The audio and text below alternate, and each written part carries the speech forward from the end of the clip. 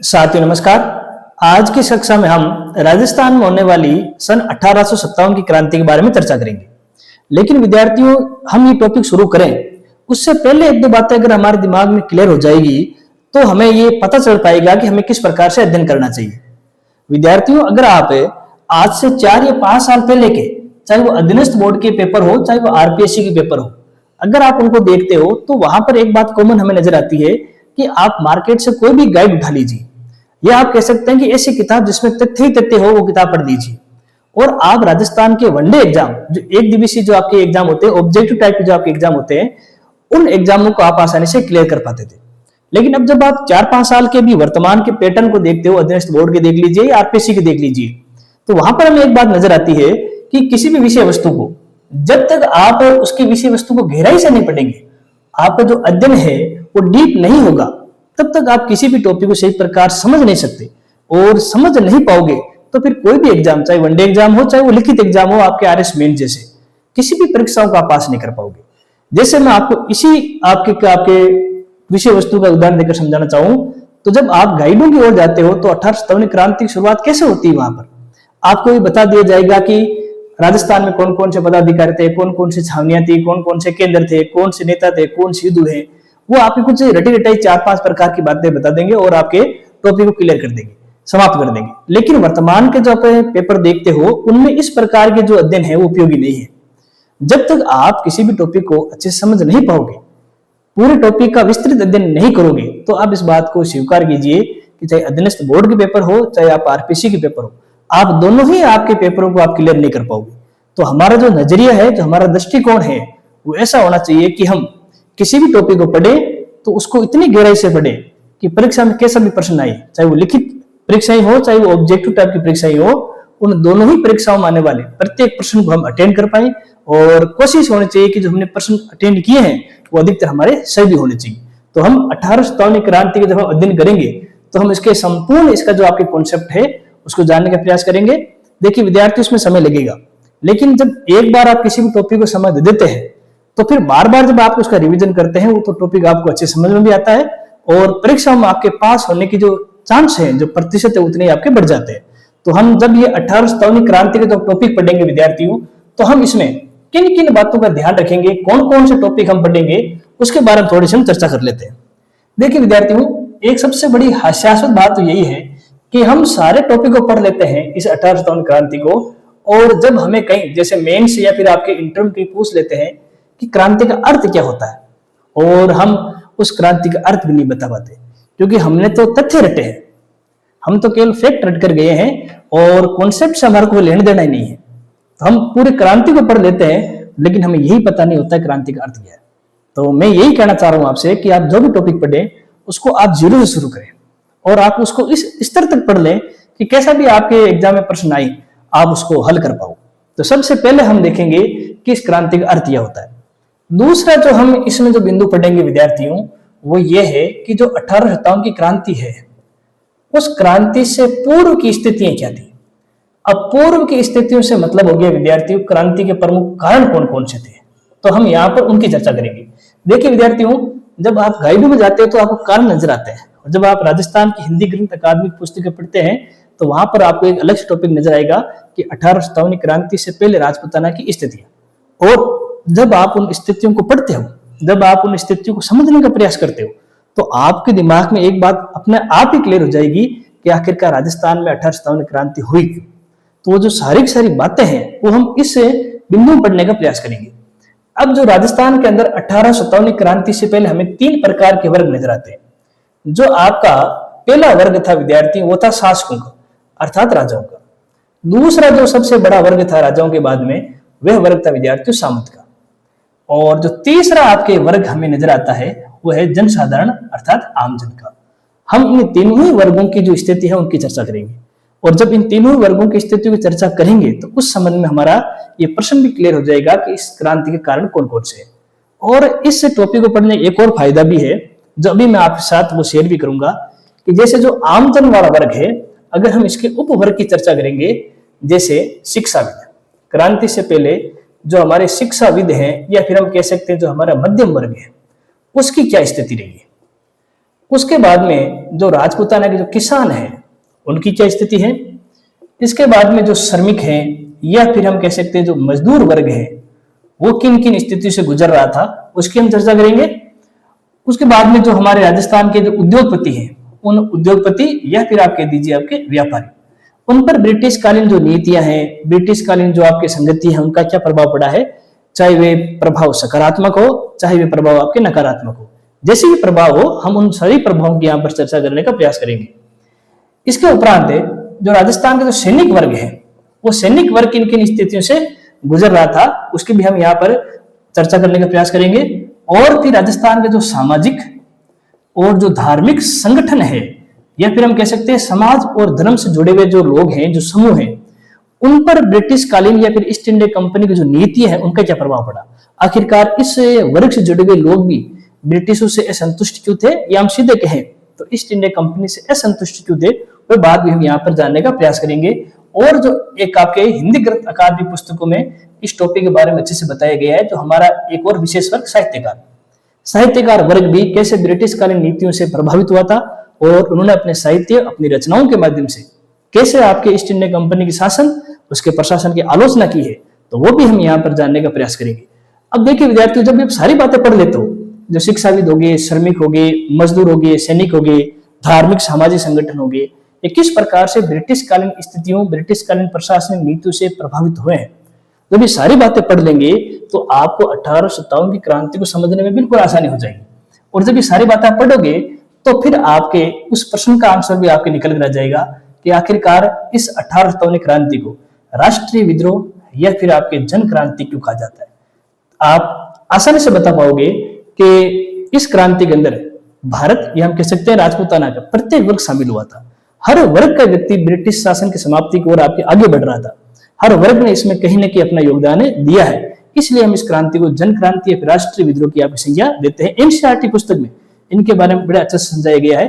जब आप ये सारी बातें पढ़ोगे तभी आप इस प्रश्न का उत्तर दे पाओगे, वरना आप इस प्रश्न का उत्तर नहीं दे पाओगे। गाइड में आपको ये बात नहीं मिलेगी।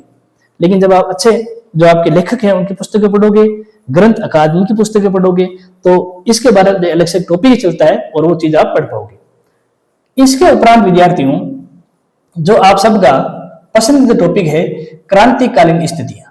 क्रांति के समय राजपूताना की स्थितियां क्या थी, यहां पर हम इसमें एक और बात शामिल कर देंगे। हम राजपूताना की स्थिति भी देखेंगे और ब्रिटिश पदाधिकारी की भी स्थिति देखेंगे। कैसे? तो हम सबसे पहले इस बात की चर्चा करेंगे कि क्रांति के समय जो ब्रिटिश पदाधिकारी थे वो कौन कौन थे, और यहीं से आपकी गाइड की शुरुआत होती है। और फिर आप रटते हो कि क्रांति के समय साम्राज्ञी कौन है, प्रधानमंत्री कौन है, गवर्नर जनरल कौन है। बच्चे रटते रहते हैं और प्रश्न आपके यहाँ से आ जाता है, पढ़कर आप हुए जाते हो और फिर आप कहते हो कि प्रश्न पत्र की प्रकृति बदल रही है। प्रश्न पत्र की प्रकृति तो बदल रही है, लेकिन आपको अपने अध्ययन करने की प्रकृति को भी बदलना पड़ेगा। जब तक आप किसी भी टॉपिक को पूरा नहीं पढ़ोगे तब तक आप एग्जाम को अब वर्तमान की स्थिति में क्लियर नहीं कर पाओगे। तो जब हम ब्रिटिश पदाधिकारी के बारे में पढ़ेंगे तो सबसे पहले हम ये जानने का प्रयास करेंगे, जब 1857 क्रांति हुई थी तो उस समय ब्रिटेन की साम्राज्ञी कौन थी। क्रम से पढ़ेंगे, उसके बाद हम जानने का प्रयास करेंगे उस समय के प्रधानमंत्री कौन थे। इसके बाद में, क्योंकि राजस्थान में ईस्ट इंडिया कंपनी का अधिकार है और ईस्ट इंडिया कंपनी का जो सर्वोच्च पद है प्रशासनिक दृष्टि से वह होता है आपके गवर्नर जनरल। तो हम ये भी जानने का प्रयास करेंगे उस समय भारत के गवर्नर जनरल कौन थे, और गवर्नर जनरल के अधीन जो आपके हम कह सकते हैं क्षेत्र होते हैं, जो आपके रियासतें होती है या कुछ रियासतों का जो ग्रुप होता है, वहां पर एक और पद होता है जिसको बोलते हैं एजेंट टू गवर्नर जनरल।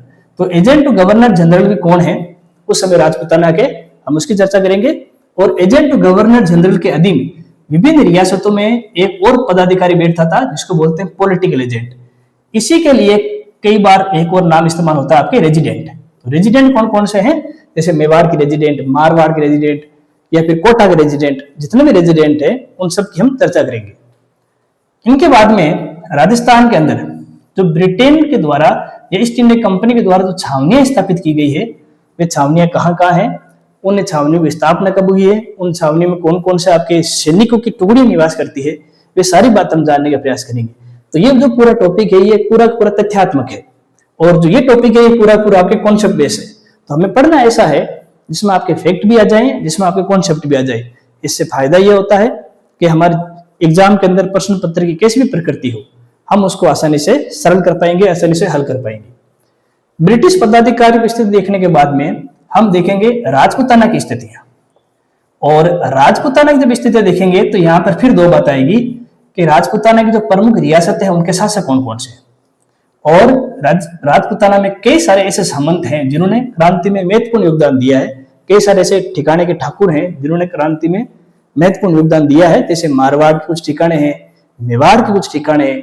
उन सारे ठिकानों के जो ठाकुर हैं, जो सामंत हैं या कुछ शासकों हैं, उनके बारे में चर्चा करेंगे, ताकि कोई वनडे एग्जाम में ऑब्जेक्ट आके आपके एग्जाम में इनसे जुड़ा कोई प्रश्न आ जाएगा तो हम उसको भी हल कर सकते हैं। तो ये 3 टॉपिक हैं, सबसे पहले अर्थ, उसके बाद में क्रांति की पूर्व की स्थितियां, उसके बाद में क्रांतिकालीन स्थितियां। इन 3 टॉपिक को पढ़ने के बाद में जो हम चौथा टॉपिक लेंगे वह है क्रांति की शुरुआत, कि आखिरकार राजस्थान में क्रांति की शुरुआत कैसे हुई। और इसी के संदर्भ में हम एक और बात पढ़ेंगे कि क्रांति की शुरुआत करने में अफवाहों का क्या योगदान रहा। एनसीईआरटी कक्षा 12th की एनसीईआरटी इस पर अच्छे से ध्यान देती है कि जब क्रांति की शुरुआत हुई थी तो हम कहते हैं कि वो गाय और सुअर की चड्डी वाली घटना, या फिर आटे के अंदर हड्डियों का चूरा मिला देना, ऐसी कुछ अफवाहें फैली थी। उन अफवाहों पर भी हम बात करेंगे और लोगों ने इन अफवाहों पर विश्वास क्यों किया, हम इसके बारे में भी हम अच्छी तरीके से बात करेंगे। इसके बाद में जो हम अगला टॉपिक लेंगे वो है राजस्थान के अंदर क्रांति के प्रमुख केंद्र है, जैसे नसीराबाद हो गया, जैसे आपके मान लीजिए आपके कोटा हो गया, मारवाड़ का क्षेत्र हो गया, जो भी आपके राजस्थान के अंदर क्रांति के प्रमुख केंद्र है, वहां पर कौन कौन से नेतृत्व करता है, कौन कौन सी घटनाएं हुई है, कौन कौन से युद्ध हुए, उन सारी बातों की चर्चा हम इस पॉइंट में करेंगे। अगला जो हम टॉपिक लेंगे इसके बाद में कि क्रांति के अंदर योगदान देने वाले सामंत कौन कौन से हैं। अब सामंत से मतलब हो गया यहाँ पर, जैसे आप मारवाड़ के अंदर जाओगे तो वहां पर हम देखते हैं कि जो अहुआ के ठाकुर कुशाल सिंह, उनका योगदान रहा। मेवाड़ के अंदर जाओगे तो आप वहां पर देखते हो कि कोठारिया के जो आपके मुखिया हैं या फिर आपके सेलोमर के जो मुखिया हैं, इन ठिकानों के जो मुखिया हैं, उन्होंने कैसे क्रांति में योगदान दिया है, तो वो सारी बात हम यहाँ पर समझने का प्रयास करेंगे। कौन कौन से ठिकाने, कौन कौन से ठाकुर है, उनका योगदान रहा है। इसके बाद में कौन कौन से ऐसे क्रांतिकारी हैं जिन्होंने भी इस क्रांति में योगदान दिया, उनकी भी चर्चा करेंगे। एक ऐसा नाम जो हमारे क्रांति में अमर हो गया है, हालांकि राजस्थान के निवासी नहीं है, लेकिन इन्होंने राजस्थान की क्रांति में अमूल्य योगदान दिया है, तात्या टोपे, और इनका योगदान कैसे रहा है, किस संदर्भ में रहा है, उसकी भी हम यहाँ पर बातचीत करने का प्रयास करेंगे। उसके बाद में हम देखेंगे क्रांति के परिणाम, कि आखिरकार इस क्रांति के क्या परिणाम निकले। अब वो कुछ परिणाम आपके सकारात्मक भी हमारी दृष्टि से, कुछ परिणाम नकारात्मक भी, हम दोनों की बात भी कर लेंगे। तो परिणामों को देखेंगे, परिणामों के बाद में विद्यार्थियों हम देखेंगे असफल, आखिरकार क्रांति असफल क्यों होगी। यहाँ पर एक बात मैं क्लियर कर दूं कि आजादी के लिए लड़ाई लड़की प्रत्येक लड़ाई आपके सफल ही होती है, असफल नहीं होती है। आपने भारत का इतिहास या राजस्थान का इतिहास पढ़ा होगा तो उसमें कई सारे आपने घटनाएं पढ़ी है, और फिर आप कह देते हो कि सर ये घटना असफल हो गई है। तो आजादी के लिए लड़ी गई प्रत्येक घटना, ये प्रत्येक आपकी क्रांति सफल ही होती है, क्योंकि वो घटना हमें आजादी की ओर ले जाती है, आजादी से दूर नहीं ले जाती है। लेकिन विद्यार्थियों अगर उस संदर्भ में बात करेंगे कि क्या क्रांति ब्रिटिश शासन को समाप्त करने में सफल रही क्या, तो हमारा उत्तर होगा नहीं। क्रांति के दौरान या क्रांति के बाद में ईस्ट इंडिया कंपनी के शासन जरूर समाप्त हो गया है, लेकिन ब्रिटिश शासन समाप्त नहीं हुआ। तो उस संदर्भ में हम कह पाते हैं कि यह क्रांति असफल होगी। लेकिन फिर एक बात क्लियर कर दूं कि आजादी के लिए लड़ी की प्रत्येक लड़ाई सफल ही होती, हम उसको असफल घोषित नहीं कर सकते। तो जो शासन की समाप्ति के दृष्टिकोण से अगर हम देखेंगे तब हम कहते हैं कि क्रांति असफल हो गई है, और ये असफल क्यों हो गई है उसकी हम यहाँ पर चर्चा करेंगे। और सबसे अंत में हम उस टॉपिक पर पढ़ेंगे जिसके बारे में आपके आरएस मेंस में पूछा गया है। जब मैंने आरएस मेंस दिया था तब ये सवाल वहां पर मेंस में पूछा गया था कि 1857 क्रांति का स्वरूप क्या है, उसके बारे में आप चर्चा की थी। तो हम उस स्वरूप के बारे में भी चर्चा कर लेंगे। अब आप विद्यार्थियों देखने का प्रयास करें, कितने सारे टॉपिक हो गए। क्रांति का अर्थ हो गया, क्रांति से पूर्व की स्थितियां हो गई, क्रांतिकालीन तात्कालीन स्थितियां हो गई, उसके बाद में क्रांति की शुरुआत कैसे हुई, केंद्र कौन कौन से थे, किन किन ने आपके व्यक्तित्व का योगदान रहा है, क्रांति के क्या परिणाम निकले हैं, क्रांति क्यों असफल हो गई है, और अंत में क्रांति का आपके स्वरूप। और इसमें हम एक और टॉपिक जोड़ लेते हैं ताकि सारी बातें हमारी क्लियर हो जाएगी। वह है राजस्थान की क्रांति से जुड़े कुछ प्रमुख ग्रंथ, हम उनके बारे में भी चर्चा कर लेंगे। तो जब आप सारी बातें आप पढ़ लोगे तब आप कह सकते हो कि मैंने 1857 क्रांति को पूरा पढ़ दिया। और ये मैं दावे के साथ कह सकता हूं जिस भी विद्यार्थी ने, तो टाइम इसमें लगेगा, समय इसमें लगता है, लेकिन अगर आपने किसी भी टॉपिक को ऐसे पढ़ लिया, आपने इसको इस प्रकार से आपने इसको समझने का प्रयास कर लिया, तो ये मैं कह सकता हूं कि चाहे वो आरएस प्री हो, चाहे वो आरएस मेंस हो, या फिर राजस्थान का आरपीसी का, या फिर आपके अधीनस्थ बोर्ड कोई भी वनडे एग्जाम हो, ऑब्जेक्ट टाइप एग्जाम हो, आप उनमें से अधिकांश प्रश्नों को आप हल कर पाओगे और आप उनको न केवल हल कर पाओगे बल्कि एग्जाम क्लियर करने के बाद मान लीजिए आपको पढ़ाने का मौका मिले तो उस समय भी आप अपने आपके साथ भी न्याय कर पाओगे और बच्चों के साथ भी न्याय कर पाओगे। अगर आप केवल फैक्ट रट कर जाओगे या फिर आपकी कुछ छोटी मोटी बातें याद करके चले जाओगे, एग्जाम क्लियर भी हो जाएगा तो भी आप अपने साथ या फिर आने वाले पीढ़ी के साथ आप न्याय नहीं कर सकते। तो आपको ये सारे टॉपिक अच्छे तरीके से पढ़ने समझ में आ जाएंगे, तब आप कह सकते हो कि हमने टॉपिक अच्छे से पढ़ा है और अब हम इस एग्जाम के लिए तैयार हैं। तो हम सबसे पहले अब कुछ टॉपिक को लेने का प्रयास करेंगे। जैसे आज की कक्षा में पहले हम देखेंगे अर्थ और फिर क्रांति से पूर्व की स्थितियां, और हम एक एक पॉइंट को लेने का प्रयास करेंगे। अब इस टॉपिक के संदर्भ में विद्यार्थियों, हमारा जो पहला आपके पॉइंट था वह था क्रांति का अर्थ। अब क्रांति का अर्थ समझने के लिए आपको 3 शब्दों का आपको अर्थ पता होना चाहिए। जैसे एक शब्द आता है आपके अचानक, एक शब्द आता है आपके मूलगामी, और एक शब्द चलता है आपके व्यापक। किसी भी विद्यार्थियों, कोई भी आपके देश, कोई भी क्षेत्र, किसी भी देश या किसी भी क्षेत्र का जो स्थापित ढांचा होता है, या वहां की हम कह सकते हैं जो सरकारें होती है, या वहां की जो परंपराएं होती है, उन सरकारों, उन ढांचे और उन परंपराओं में कोई भी अचानक परिवर्तन हो, मूलगामी परिवर्तन हो और व्यापक परिवर्तन हो, तो उस स्थिति को विद्यार्थी हम क्रांति बोलते हैं। तो क्रांति के अंदर विद्यार्थियों आपके 3 बातें, हमें 3 विशेषता देखने को मिलती है कि जो आपके स्थापित ढांचा होता है उसमें अचानक का मतलब हो गया तीव्रता से बदलाव होगा। मूलगामी यानी बदलाव ऐसा होगा जो बहुत ही गहरा होगा। जैसे कई बार आप कुछ आपके जैसे कथन बढ़ते हो कि सिर्फ हंगामा खड़ा करना मेरा मकसद नहीं, ये सूरत बदलनी चाहिए। मतलब बदलाव ऐसा होना चाहिए कि जो ऊपरी स्तर का नहीं हो, वो आपके बदलाव गहराई तक होना चाहिए। और तीसरी जो बात है कि जो बदलाव जो आपको दिखाई दे रहा है वो सीमित क्षेत्र तक नहीं हो, उसका क्षेत्र कैसा हो, व्यापक हो, उसका विस्तार हो। तो कोई भी आपकी राजनीतिक संस्था हो, कोई भी स्थापित ढांचा हो, अगर उस स्थापित ढांचे में आपके हमें तीव्रतम परिवर्तन दिखाई दे रहा है, वो परिवर्तन अगर गहरा है और उसका विस्तार आपके व्यापक है, तो उस स्थिति को हम क्या बोलेंगे, आपके क्रांति बोलेंगे। थोड़े से शब्द आपको ऐसे भारी लगेंगे, लेकिन अगर हम इसको उदाहरण के माध्यम से समझेंगे तो हमारे लिए आपकी ये जो घटना है और सरल हो जाएगी। और वो उदाहरण हम नेपाल का लेंगे। अभी हाल ही में ये चर्चा का विषय बना हुआ है, जो जैन जी है, जो आपकी नई पीढ़ी है, उन्होंने नेपाल के अंदर पहले से ही जो स्थापित सरकार है वो उनको पसंद नहीं आ रही थी, उनकी नीति उनको पसंद नहीं आ रही थी। तो जो वर्तमान की नई पीढ़ी है, उन्होंने उस स्थापित सरकार के विरुद्ध अचानक मूलगामी और व्यापक परिवर्तन किया। यानी तीव्रता से हुआ, वो गहराई तक हुआ और पूरे नेपाल में फैल गया। तो जो ऐसा परिवर्तन होता है उसी को हम बोलते हैं विद्यार्थियों क्रांति। तो मेरे हिसाब से अब आप इस बात को समझ गए होंगे कि क्रांति का संबंध बम और पिस्तौल से नहीं होता है, क्रांति का संबंध विचारों से होता है। विचार में अगर आपके परिवर्तन आ गया तो जाहिर सी बात है कि स्थापित जो प्रक्रियाएं हैं, स्थापित जो ढांचा है वो भी आपके बदल जाएंगे। कई बार हम फिल्मों में देख लेते हैं, कोई रील्स में देख लेते हैं, तो हमें लगता है कि जहां बम फूट रहे हैं, जहां पर आपकी गोलियां चल रही है, वही आपकी क्रांति है। तो क्रांति का संबंध शस्त्रों से नहीं है, क्रांति के संबंध अस्त्रों से नहीं है। क्रांति के संबंध विद्यार्थियों आपके इन 3 आपके सिद्धांतों से है। ये आपकी एक मानसिक प्रक्रिया है। क्रांति ध्यान रखेंगे आप, ये मानसिक प्रक्रिया। जैसे भी भगत सिंह जी ने कहा था कि हम बम और पिस्तौल की विचारधारा में विश्वास नहीं रखते, यानी बम और पिस्तौल से क्रांति नहीं आती, क्रांति व्यक्ति के मानसिक विचारों में परिवर्तन से ही आती है। तो मेरे हिसाब से आप एक क्रांति का अर्थ समझ गए होंगे। कई काम नहीं आएगा, लेकिन मान लीजिए आप आरएस मेंस लिखने बैठते हो और आपका इंटरव्यू हो रहा है और वहां पर इस संदर्भ में कोई आपसे प्रश्न पूछे तो आप आसानी से आप इसको बता पाएंगे और इसका एक अलग से ही प्रभाव आपके पड़ता है।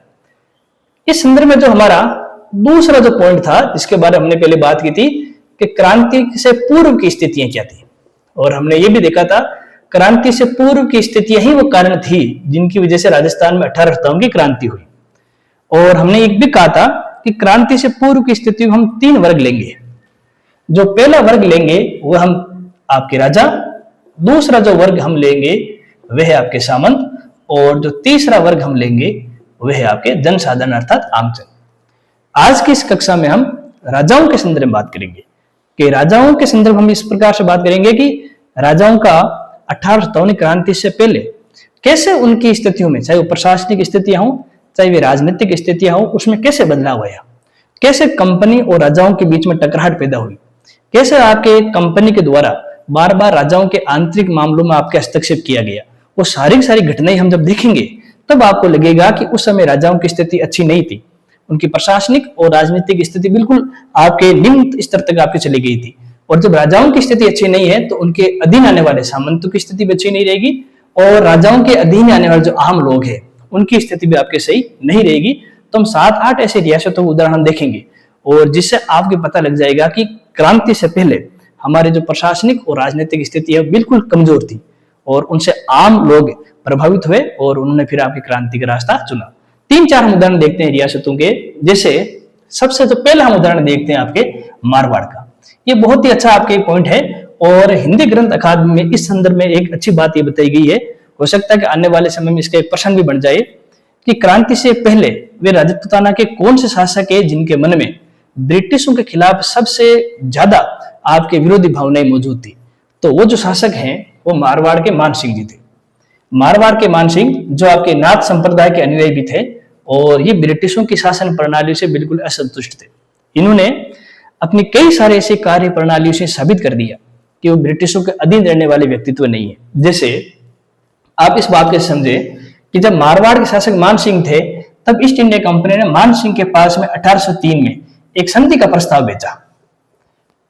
कंपनी का ये कहना था मान सिंह को कि क्यों ना हम दोनों आपस में संधि कर लें, और हम आपकी आंतरिक और बाह्य जो आपके हमले होते हैं उनसे आपकी सुरक्षा करेंगे, और एक परस्पर मित्रता की संधि कर लें। लेकिन आप इस बात को समझने का प्रयास करें कि कंपनी के द्वारा दिए गए इस प्रस्ताव को मान सिंह ने ठुकरा दिया। इसके बाद में 1804 के अंदर ही मान सिंह को कंपनी ने सैनिक सहायता देने का भी आपके प्रलोभन दिया कि हम आपकी सैनिक दृष्टि से आपकी सहायता करेंगे, ताकि आपके क्षेत्र में होने वाले जो लूट खसोट है, जो सामंतों के विद्रोह हैं, आम जन के विद्रोह हैं, उनको रोक लेंगे। लेकिन मान सिंह ने 1804 में मिलने वाले जो आपके सैनिक सहयोग का जो प्रस्ताव है उसको भी ठुकरा दिया। तो ये दोनों घटनाएं हमें इस बात की ओर संकेत करती है कि मान सिंह जी के अंदर कहीं ना कहीं ब्रिटिश विरोधी भावनाएं आपके मौजूद थी। इसी प्रकार विद्यार्थियों, आप सबको पता है, आपने इंडियन हिस्ट्री में पढ़ा होगा आंग्ल मराठा युद्ध। 3 आंग्ल मराठा युद्ध हुआ था, और जो तीसरा युद्ध हो रहा था उस समय ईस्ट इंडिया कंपनी के विरुद्ध जसवंत राव होलकर लड़ रहे थे। जब आप भारतीय इतिहास पढ़ते हो तो ये नाम आप वहां पर कई बार पढ़ोगे, जसवंत राव होलकर का। और जसवंत राव होलकर क्योंकि ब्रिटिश कंपनी के विरुद्ध लड़ रहे थे, और मान सिंह भी ब्रिटिश के विरुद्ध थे, तो जब ये एक प्रकार से पराजय की कगार पर पहुंच गए तो मान सिंह ने जसवंत राव होलकर को अपने शरण देने का कार्य किया, उनका आपके एक प्रकार से सहयोग करने का कार्य किया। तो जो ये सहयोग कर रहे हैं, उनको शरण दे रहे हैं, तो ये बात भी इस ओर संकेत कर रही है कि मान सिंह जी ने आपके ब्रिटिश ईस्ट इंडिया कंपनी का आपके विरोध किया है। इसी प्रकार विद्यार्थियों, पंजाब के शासक थे रणजीत सिंह जी। पंजाब के शासक जो रणजीत सिंह है, ये भी आपके ईस्ट इंडिया कंपनी के विरोधी थे, और मान सिंह जी ने इनसे भी आपकी मित्रता कर ली। तो 1803 में जो संधि का प्रस्ताव ठुकराना, 1804 में सैनिक प्रस्ताव ठुकराना, जसवंत राव होलकर को सहयोग करना, महाराजा रणजीत सिंह जी के साथ मित्रता स्थापित करना, ये मान सिंह जी की सारी घटनाएं हैं, ये ब्रिटिश विरोधी नजर आ रही है। और सबसे एक आपके उस समय के जो गवर्नर जनरल थे विलियम बेंटिंग, विलियम बेंटिंग ने क्या किया, 1832 में अजमेर में एक दरबार लगाया, जहां पर राजपूताना के सभी राजाओं को बुलाया गया था, लेकिन मान सिंह जी यहाँ भी उपस्थित नहीं हुए। गाइड में कई बार आप पढ़ते हो कि अजमेर दरबार में कौन से आपके शासक सम्मिलित नहीं हुए, तो उसमें मान सिंह जी का भी नाम आता है, तो आप उसे रटे नहीं। यहाँ आप देख रहे हैं कि मान सिंह जी के अंदर ब्रिटिश विरोधी भावनाएं हैं, इसलिए वो आपके बेंटिंग के द्वारा लगाए गए अजमेर दरबार में आपके शामिल नहीं हुए थे। इसी प्रकार देखो एक और घटना है, अजमेर के अंदर एक डॉक्टर थे मोटले, और मोटले की हत्या के प्रयास जिन आदमियों ने किया है, उन आदमियों को शरण भी मान सिंह जी ने दिए। तो ये सारी घटनाएं इस बात की ओर संकेत कर रही है कि मान सिंह कहीं पर भी अंग्रेजों का मित्र नहीं है। अब इतनी सारी घटनाएं जब आप मान सिंह ब्रिटिश विरोध में कर रही हैं, तो जाहिर सी बात है ईस्ट इंडिया कंपनी भी इसकी प्रतिक्रिया के स्वरूप कुछ ना कुछ तो करेगी, और ऐसा ही आपकी कंपनी ने किया है। कंपनी ने क्या किया, इन सारी घटनाओं का बदला लेने के लिए कुछ प्रतिक्रियाएं दी है, और वह प्रतिक्रिया ही मारवाड़ और राजपूताना के लिए सही नहीं रही, और इन प्रतिक्रियाओं से प्रभावित होकर ही फिर मारवाड़ के लोगों ने आपके 1857 क्रांति में भाग लिया था। वो प्रतिक्रियाएं कौन कौन सी हैं? सबसे पहली प्रतिक्रिया अगर आप देखेंगे तो ईस्ट इंडिया कंपनी ने क्या किया, जो मलानी और बाड़मेर का क्षेत्र है, उन्होंने कहा कि ये क्षेत्र अशांत है, यहाँ पर चोरी अधिक होती है, डकैती अधिक होती है, लूट खसोट होती है, तो हम इस क्षेत्र में शांति स्थापित करना चाहते हैं। तो शांति स्थापित कौन करेगा? आपके सैनिक करेंगे। तो उन्होंने क्या किया, इस क्षेत्र में एक सैनिक छावनी स्थापित कर दी। और आप सब उनसे सैनिक छावनी के नाम सुनते हो आप सभी, कि सन 1836 के अंदर 1836 के अंदर अंग्रेजों के द्वारा एक सैनिक छावनी स्थापित की गई जिसका नाम था जोधपुर लीजियन। आपने सबने इनका नाम पढ़ा है। और जो जोधपुर लीजियन जो सैनिक टुकड़ी स्थापित की गई थी, इसका जो मुख्यालय रखा गया था वो था आपके एरिनपुरा। ये वर्तमान में इधर पाली के अंदर आता है। और ये आप पढ़ते हो कि जोधपुर लीजियन का गठन कब हुआ, तो 1836 में हुआ। और किस शासक के समय हुआ, तो मान सिंह के कालक्रम में हुआ। लेकिन आपने ये बात भी यहाँ पर समझ ली आखिरकार इस सैनिक टुकड़ी की स्थापना क्यों की गई, क्योंकि मान सिंह ब्रिटिश नियंत्रण में नहीं आ रहे। तो ब्रिटिश नियंत्रण के अधीन मान सिंह को लाने के लिए सैनिक कार्रवाई करनी पड़ेगी। और सैनिक कार्रवाई कब करेंगे, जब हम वहां पर एक सैनिक टुकड़ी स्थापित करेंगे। और ये सैनिक टुकड़ी क्या करेगी, बार बार मान सिंह के शासन में हस्तक्षेप करेगी और उसे अपने अनुसार शासन नहीं चलाने देगी। और अंत में जाकर मान सिंह हार मानकर ब्रिटिश से संधि कर लेगा। तो ये सारी स्थितियां बढ़ाने के लिए वहां पर आपके जोधपुर लीजियन नामक सैनिक टुकड़ी स्थापित की गई। अब ये जो जोधपुर लीजियन सैनिक टुकड़ी स्थापित की गई विद्यार्थियों, ये मलानी और बाड़मेर की सुरक्षा के लिए स्थापित की गई, लेकिन इसका खर्चा मारवाड़ के ऊपर डाल दिया गया। सैनिक टुकड़ी स्थापित कर रहे हैं ब्रिटेन के लोग, ईस्ट इंडिया कंपनी के लोग, लेकिन उसका खर्चा मारवाड़ के लोगों पर डाल दिया गया। कैसे डाला गया कि मारवाड़ के अधीन जो आपके सांबर और आपके नावा के जो नमक के क्षेत्र हैं, जिनसे अच्छी खासी आय होती थी, उस पर ईस्ट इंडिया कंपनी ने अधिकार कर लिया। इसके अलावा मारवाड़ के जो 7 बड़े बड़े राजस्व गांव हैं, उन पर भी आपके ईस्ट इंडिया कंपनी ने अधिकार कर लिया। इन दोनों से होने वाली आय अब किसके पास जाएगी, ईस्ट इंडिया कंपनी के पास। और उसी आय से फिर ये सैनिक टुकड़ी आपके स्थापित हुई, उनके सैनिकों को वेतन दिया जाता था। लेकिन नाम देखिए विद्यार्थियों, मारवाड़ में शांति स्थापित करना है, लेकिन इसके बदले में मारवाड़ के कुछ क्षेत्रों पर अधिकार कर लिया। और यह बात आपके मान सिंह को पसंद नहीं आई, इसीलिए मान सिंह जी ने इस जोधपुर लीजियन सैनिक टुकड़ी का विरोध किया था। और जब विरोध तेज हो गया तो अंग्रेजों ने उसका भी बदला लिया, उसके खिलाफ प्रतिक्रिया की। सन 1839 में जोधपुर के किले पर हमला कर दिया गया। और इस हमले का जो नेतृत्व करता थे वे एक ब्रिटिश अधिकारी थे, सदरलैंड के नेतृत्व में जोधपुर के किले पर हमला किया गया। और 1839 के बाद कुछ महीनों के लिए जोधपुर के किले पर आपके ईस्ट इंडिया कंपनी का अधिकार आ गया। और वहां पर फिर आपके एक लुडलो को, ब्रिटिश अधिकारी हैं लुडलो, उनको वहां का आपके पॉलिटिकल एजेंट बना दिया गया। और यह बात भी आपको मान सिंह जी को पसंद नहीं आई। तो यहां देखिए विद्यार्थियों, किस प्रकार से मान सिंह की जो आंतरिक और राजनीतिक और प्रशासनिक स्थितियां हैं, उसमें कंपनी ने अपने फेरबदल करने का प्रयास किया। क्योंकि मान सिंह ब्रिटिश नियंत्रण में नहीं आ रहे, तो ब्रिटिश नियंत्रण में लाने के लिए पहले तो क्या किया गया, सैनिक छावनी बनाई गई। फिर सैनिक छावनी का पूरा भार भी मारवाड़ के ऊपर डाल दिया गया। और फिर मारवाड़ के किले पर हमला भी किया गया और उसको अपने अधीन भी लाया गया। और इसी पॉलिटिकल एजेंट ने फिर जो मान सिंह के जो आपके नजदीकी हैं, नाथ संप्रदाय के जो व्यक्ति हैं, उनको आपके मारवाड़ से बाहर निकालने की आज्ञा दे दी। और इनसे ही मान सिंह जी आपके दुखी थे। और इसीलिए फिर आपके मान सिंह जी ने मारवाड़ को छोड़ दिया और अंत में राजनीतिक गतिविधियों से आपके संन्यास ले लिया। तो किस प्रकार से एक आपके ईस्ट इंडिया कंपनी के प्रमुख जो विरोध का प्रतीक है मान सिंह, उनको इतना प्रताड़ित किया गया, उनको इतना आपके कह सकते हैं कि आपको अधनिष्ठ भूमिका में लाने का प्रयास किया कि अंत में उन्होंने संन्यास ग्रहण करके आपके मारवाड़ को छोड़ दिया। अब आप इन घटनाओं से समझ सकते हैं कि मारवाड़ की जनता किस प्रकार से ब्रिटिश शासन की विरोधी रहेगी। क्योंकि मारवाड़ के लोगों को यह बात एक समझ में आ गई कि ब्रिटेन की जो प्रशासनिक और जो राजनीतिक नीतियां हैं वो उनके राजाओं के भी हित में नहीं है, उनके सामंतों के हित में भी नहीं है और वहां के आम जन के हित में भी नहीं है। जब राजा ही अपनी गद्दी को नहीं बचा पाएगा तो सामंत अपने क्षेत्रों कैसे बचा पाएंगे, आम जन अपनी आवश्यकताओं को पूरा कैसे करेंगे। तो ये सारी घटनाएं इस बात की ओर संकेत है विद्यार्थियों कि मारवाड़ में ईस्ट इंडिया कंपनी की जो नीतियां हैं 1857 क्रांति से पहले वो अच्छी नहीं है, वो आपके पक्षपातपूर्ण रवैये वाली स्थिति हैं। और उन्हीं स्थितियों का बदला लेने के लिए फिर आपके यहाँ के आम लोगों ने, मारवाड़ के कुछ सामंतों ने ईस्ट इंडिया कंपनी के विरुद्ध 1857 क्रांति करने का निर्णय लिया। मारवाड़ के बाद में और भी ऐसे खूब सारी रियासतें हैं जहां पर हमें ये इस प्रकार की गतिविधि हमें देखने को मिलती है। जैसे मैं एक और आपको यहाँ पर उदाहरण देना चाहूंगा डूंगरपुर रियासत का। और डूंगरपुर रियासत में कुछ ऐसी घटनाएं हुई थी और उन घटनाओं को आप जब देखते हो, जब समझते हो, तो आपको नजर आ जाएगा कि डूंगरपुर रियासत के प्रति भी कंपनी का जो रवैया है वो पक्षपातपूर्ण आपके रहा है। डूंगरपुर के विद्यार्थियों शासक थे जसवंत सिंह जी। और जो जसवंत सिंह जी हैं, जसवंत सिंह जी को आपके ईस्ट इंडिया कंपनी ने अयोग्य घोषित कर दिया और डूंगरपुर के अधीन आपके डूंगरपुर के पास में एक और आपके क्षेत्र था प्रतापगढ़। तो प्रतापगढ़ के विद्यार्थी आपके शासक थे सामंत सिंह और सामंत सिंह के पोते थे विद्यार्थी आपके दलपत सिंह।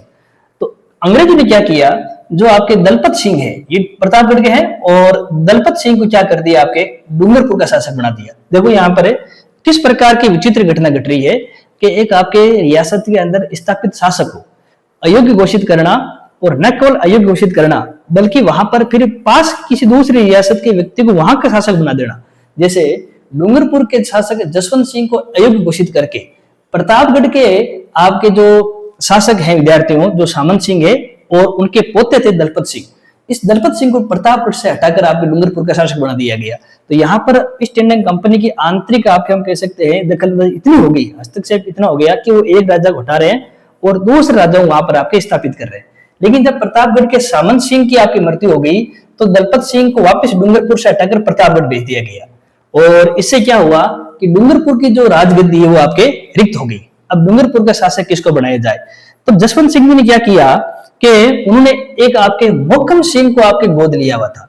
जो ये आपके मोहकम सिंह है उनको गोद लिया और ये मोहकम सिंह को आपके डूंगरपुर का शासक बनाना चाहते थे। लेकिन विद्यार्थियों आपको जानकर आश्चर्य होगा, ईस्ट इंडिया कंपनी ने मोहकम सिंह को भी आपके डूंगरपुर के शासक के रूप में मान्यता नहीं दी। उनका मानना था कि ये जो मोहकम सिंह है ये जसवंत सिंह के आपके वास्तविक पुत्र नहीं है, ये दत्तक लिए पुत्र है और दत्तक लेने से पूर्व उन्होंने ईस्ट इंडिया कंपनी से अनुमति भी नहीं ली और जसवंत सिंह को बाद में वृंदावन भेज दिया गया और जसवंत सिंह जी की वृंदावन में आपकी मृत्यु हो गई।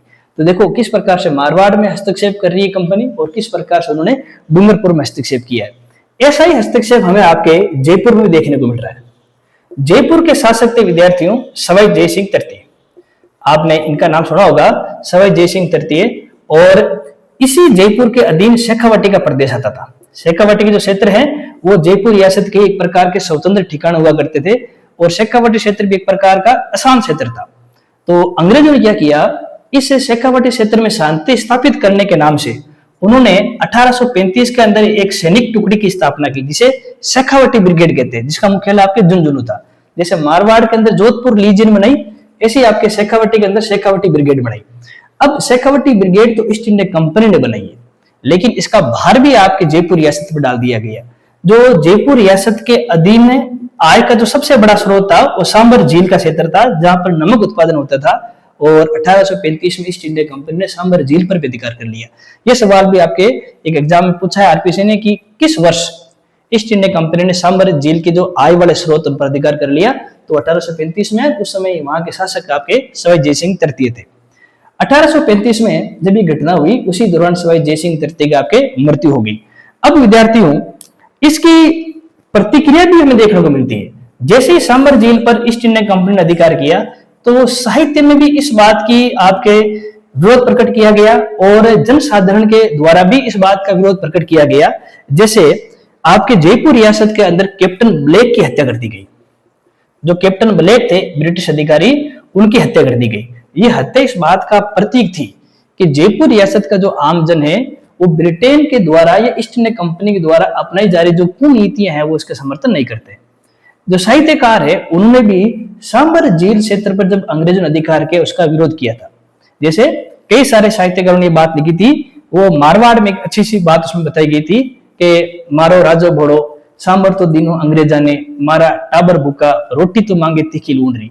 तो मतलब कहने का प्रयास करते हैं कि सांबर के जो आम लोग हैं वो नमक की रोटी खाना पसंद करते हैं, लेकिन नमक पर तो अंग्रेजों ने अधिकार कर लिया है। तो इस प्रकार से जयपुर के लोग हैं वे भी ब्रिटिश कालीन जो स्थितियां हैं, ब्रिटिश कालीन जो नीति है उससे आपके कह सकते समर्थन नहीं कर रहे हैं, उनसे आपको प्रभावित हो रहे हैं।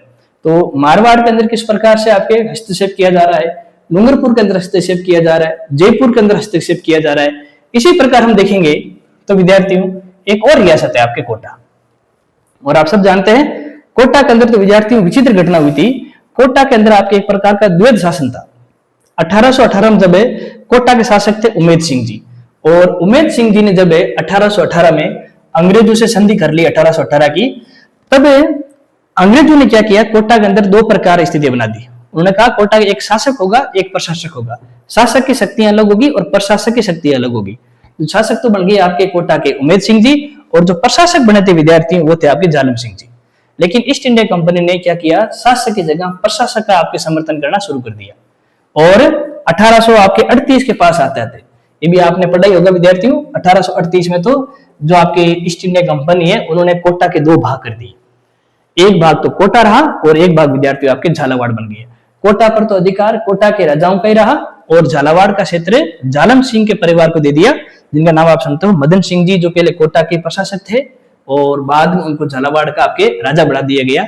और इसीलिए हम देखते हैं कि 1857 क्रांति सबसे अधिक व्यापक कहां हुई थी, वो कोटा में हुई थी, जहां मेजर बर्टन की भी हत्या कर दी गई थी। उस हत्या के पीछे कारण क्या था, क्योंकि ईस्ट इंडिया कंपनी ने क्या किया, अपनी नीति की वजह से कोटा के दो भाग कर दिए, कोटा का ही विभाजन कर दिया। वहां के आम लोग इस प्रकार के विभाजन से दुखी थे, वहां के आम लोग इस विभाजन को स्वीकार नहीं कर पा रहे थे। तो जो कोटा के अंदर भी जो ब्रिटिश नीतियां हैं वो आम लोगों के लिए अनुकूल नहीं थी।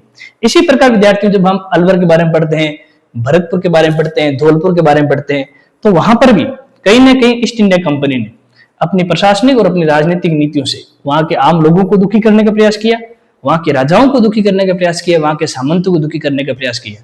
हालांकि राजाओं ने तो फिर बाद में आपके क्रांति में क्रांतिकारियों के साथ नहीं दिया, लेकिन जो सामंत हैं, जो आमजन है, उन्होंने आपके बिल्कुल उच्च स्वर में आकर इस कंपनी की नीतियों का आपके विरोध किया है। तो अब आप उस बात को आसानी समझ गए होंगे कि क्रांति से पहले हमारे जितने भी राजा हैं उनकी स्थिति कोई अच्छी नहीं है, वो अपनी पतन की ओर ही जा रहे हैं। और वो पतन इस प्रकार से आम लोगों को प्रभावित कर रहा है कि फिर आम लोगों ने क्रांति का रास्ता चुना और क्रांति के माध्यम से उन स्थिति में बदलाव करने का प्रयास किया। तो आज की इस कक्षा में हमने शासक वर्ग किस प्रकार से असंतुष्ट है उनके बारे में बात की। फिर हम अगली कक्षा में सामंतों के बारे में बात करेंगे, फिर आम लोगों के बारे में बात करेंगे कि कैसे वह लोग भी ब्रिटिश नीतियों से प्रभावित हुए हैं, ब्रिटिश नीतियों से दुखी थे और कैसे उन्होंने क्रांति का रास्ता अख्तियार किया। तो हमने थोड़ा सा समय लगेगा हमें इस टॉपिक को पूरा करने में, लेकिन हम अच्छी तरीके से पढ़ रहे हैं और आपको समझ में भी आ रहा है। तो अगली कक्षा में हम सामंत और आमजन के बारे में पढ़ेंगे। तब तक के लिए धन्यवाद।